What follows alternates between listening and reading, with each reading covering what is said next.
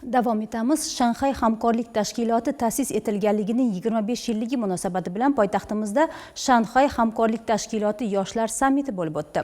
Mazkur tadbir mamlakatimizning turli hududlaridan 100 dan ortiq faol va tashabbuskor yosh delegatlarni birlashtirdi. Ishtirokchilar 580 dan ziyod nomzodlar orasidan saralab olingan. Bu esa yoshlarning xalqaro hamkorlik, diplomatiya va barqaror rivojlanish masalalariga bo'lgan qiziqishini yaqqol namoyon etadi.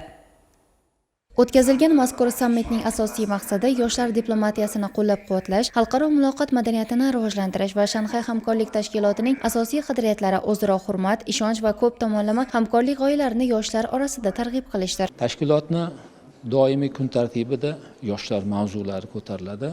Shanxay hamkorlik tashkiloti yoshlar sammit bu asosan interfaol o'yin.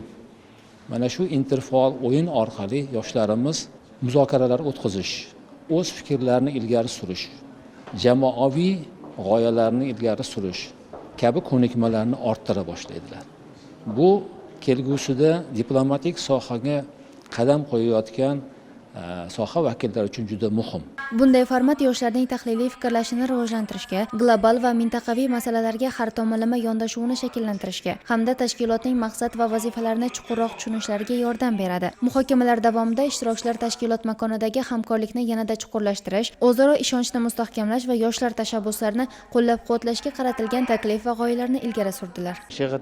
Shunaqa platforma yaratdi, ya'ni o'sha yoshlarni xalqaro munosabatlar tizimida ajralmas bir qismi hisoblanishi, ya'ni o'sha yoshlar orqali jamiyatni birlashtirish, yosh kadrlarni, yosh siyosatchilarni ishlab chiqarish maqsadida shu SHXT sammiti tashkil etildi. O'zimni bir muhim bir taklifim bilan kelganman.